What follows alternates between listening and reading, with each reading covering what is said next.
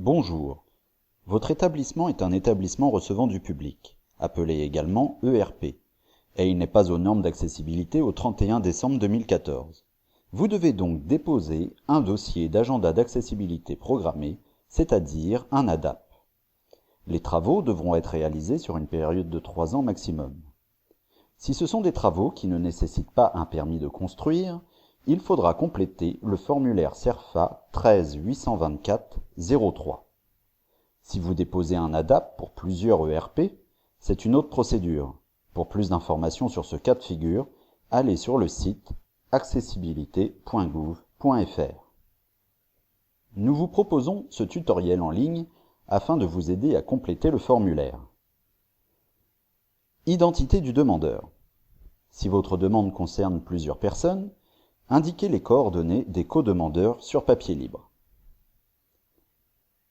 Coordonnées des ou du demandeur. Indiquez vos coordonnées postales le plus lisiblement possible afin de vous envoyer les documents ou vous contacter en cas de nécessité. Si vous êtes plusieurs co-demandeurs, indiquez la personne à contacter. Nous vous recommandons de fournir vos coordonnées téléphoniques et votre adresse mail. Auteur du projet ou maître d'œuvre. Si vous souhaitez que les courriers de l'administration autres que les décisions soient adressés à l'auteur de votre projet, n'oubliez pas de cocher la case correspondante.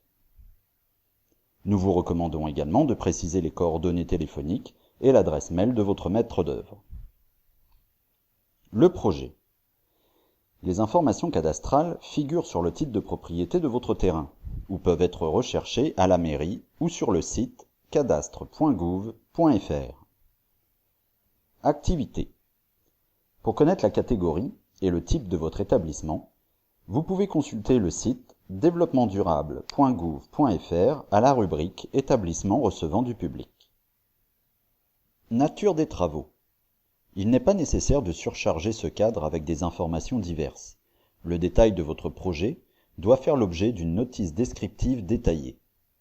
C'est la pièce numéro 10 du bordereau de dépôt des pièces. Stationnement. Attention, cette rubrique ne concerne pas les places de stationnement sur la voirie publique, mais celles qui sont rattachées à votre établissement et qui sont destinées à vos clients, vos patients ou vos usagers. Dérogation et ou adaptation mineure. Toute demande de dérogation doit être motivée sur papier libre. Les demandes de dérogation au titre de l'accessibilité sont listées à l'article R 111-19-10 du Code de la construction et de l'habitation.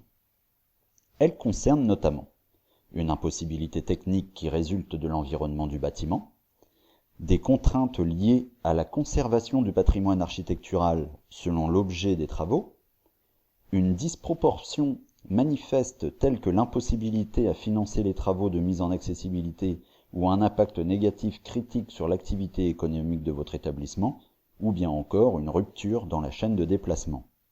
Enfin, si votre établissement est situé dans un bâtiment collectif à usage principal d'habitation, existant au 28 septembre 2014, et si la copropriété émet un refus en assemblée générale, la dérogation est alors accordée de plein droit. Attention, la mise en accessibilité de votre bâtiment concerne l'ensemble des situations de handicap, c'est-à-dire moteur, visuel, auditif, mental, ainsi que les personnes à mobilité réduite. Vous devez tenir compte de toutes ces situations lors de la réalisation de vos travaux, et pour les demandes de dérogation. Vous ne pouvez pas demander une dérogation sur l'ensemble des handicaps. En effet, les travaux d'amélioration de l'accessibilité sont toujours possibles dans le cadre bâti existant. Pour les ERP qui exercent une mission de service public et qui demandent une ou plusieurs dérogations, il faudra proposer des mesures de substitution. Situation de votre établissement à la date de la demande au regard des obligations d'accessibilité en vigueur. Si vous déposez un ADAP pour la première fois, décrivez le niveau d'accessibilité de votre établissement. Vous pouvez joindre tout document attestant des travaux déjà réalisés. Pour vous aider, faites l'autodiagnostic en ligne sur accessibilité.gouv.fr. Chiffrage et calendrier détaillé de la mise en accessibilité de l'établissement. Vous devez présenter les coûts estimatifs pour les travaux que vous envisagez de faire afin d'améliorer l'accessibilité de votre établissement. Joignez à ce dossier toutes les pièces utiles à la compréhension des futurs travaux. Le dossier complété, veillez à ce que tous les demandeurs signent la demande. Assurez-vous que 2 autres imprimés accompagnent le dossier d'ADAP. Le bordereau de dépôt des pièces qui vous indique chaque document à fournir en un nombre exact à respecter, et le récépissé de dépôt de la demande à faire compléter par la mairie et à conserver pour suivre la procédure administrative et ses délais. Une fois le dossier complété et accompagné des pièces, déposez-le en 5 exemplaires à la mairie où est situé votre établissement. Déposez votre dossier d'ADAP avant le 27 septembre 2015. Plus de renseignements sur le site accessibilité.gouv.fr.